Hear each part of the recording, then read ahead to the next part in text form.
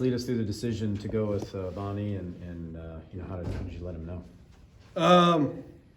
So, it was, I think I told you guys this last time I talked to you, but there's ups and downs. You kind of just gotta, I know everybody wants to know, but it's like, you gotta let it happen. You gotta let that stuff sort itself out, and guys have good days and bad days. And, the consistency that he showed kind of won out.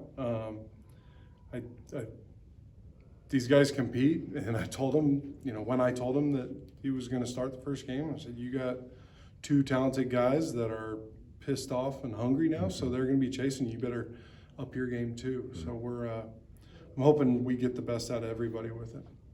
Do you think all three of those guys are going to get a look on Saturday potentially? I'm not going to just tell Idaho State exactly what we're going to do, but yeah, I hope we can find ways to get them in there. That I'm going to keep the plan or what we're going to do to myself, but I hope we get a chance to play them all. I think they've all done a great job for us. I love the work they've done. I think they've all improved. They're learning.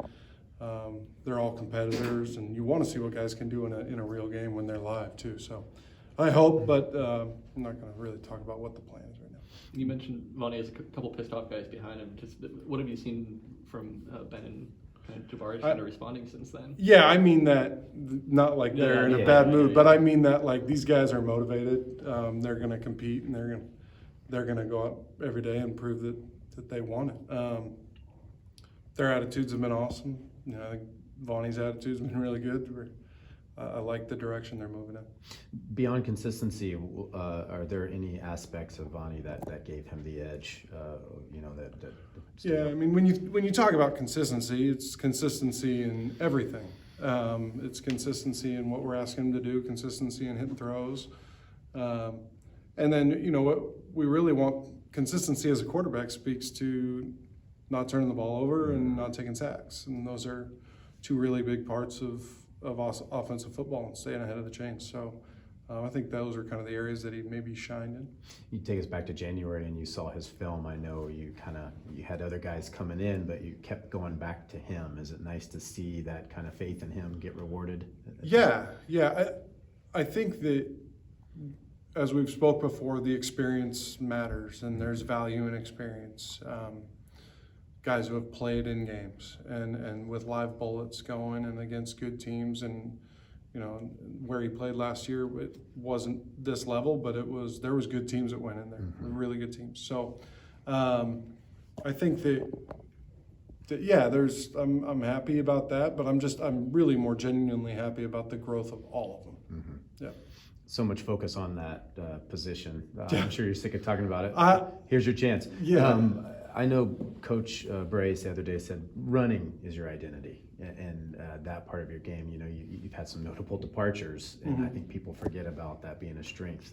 Could you just speak to that and elaborate on how that plays a role in the offense? Yeah, I think there's guys on the offensive line who've played a lot of football, and the running backs I think are super talented. I think they really fit the run schemes and the way that we want to run the football. Yeah, we're going to run it.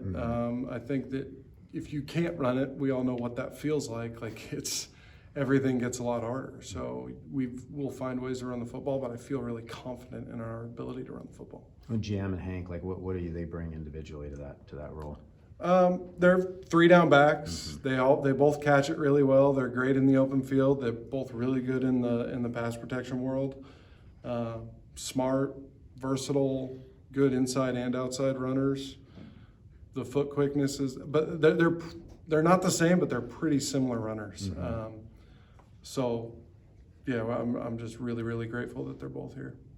I think I'd see a former quarterback be more apt to talk about running backs and those guys. They're really good. Yeah, I could threaten the quarterbacks with that. Hey, we got two running backs. One of them can play quarterback. We could figure something out. Little wildcat there. Yeah, no, they're fun. We're very, very grateful.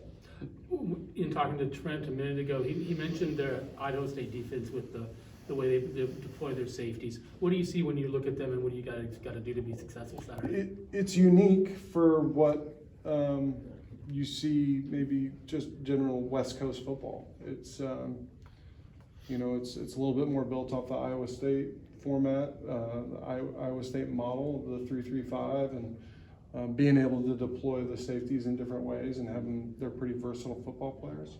So different for us, but it's football, and in the end, there's similarities and commonalities to everything people do. Hey, this is going to end up looking like so-and-so. And so our guys, it's nice, it's the first game of the season, our guys have been able to see a lot of it, because it is different than what they see on a daily basis.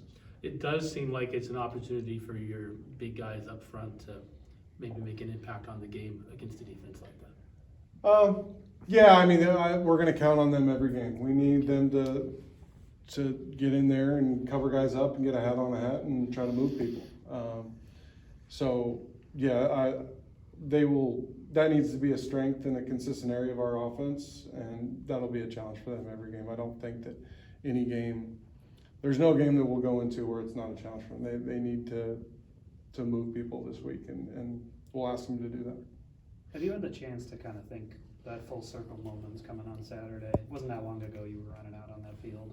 Yeah, I mean, I ran out there and then I put a hat on and stood on the side, but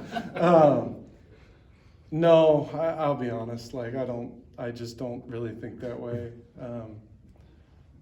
You know, I'll probably get a little anxiety or a little tight, but that's just, I do that. I've done that every game in my career. It's just, you kind of get, there's a point, it's either Thursday afternoon or Friday morning or Friday afternoon that you kind of get that, whoa, okay, I'm starting to feel it. And you just want to get to the first play. I hate pregame warm-up. I just want to get to the game and go play, because then you just start flowing. So it's more of that than like the storybook deal. It's just I want to go play football. What do you do to pass the time then, kind of between that pre and warm up and kickoff? All of it, yeah. Try to distract myself with. I'll try to go for a walk or go for a run or do something on Saturday. But it'll be like that every weekend.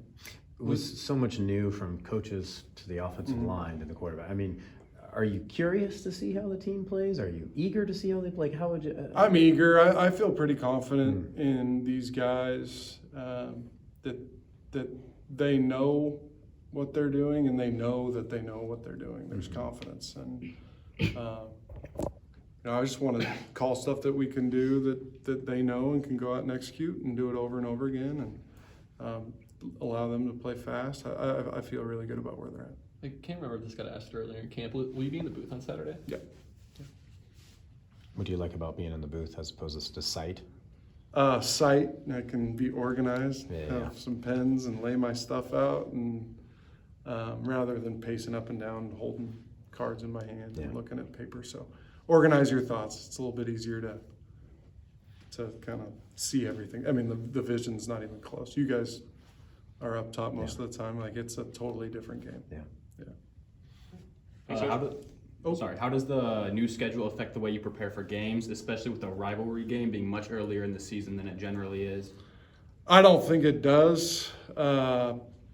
We're creatures of habit, and we're kind of in a submarine, and you just close the hatch and you do what you do every week.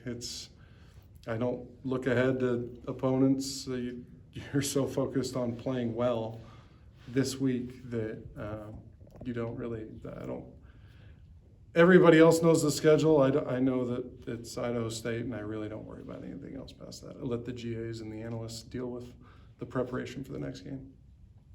Thanks, Coach.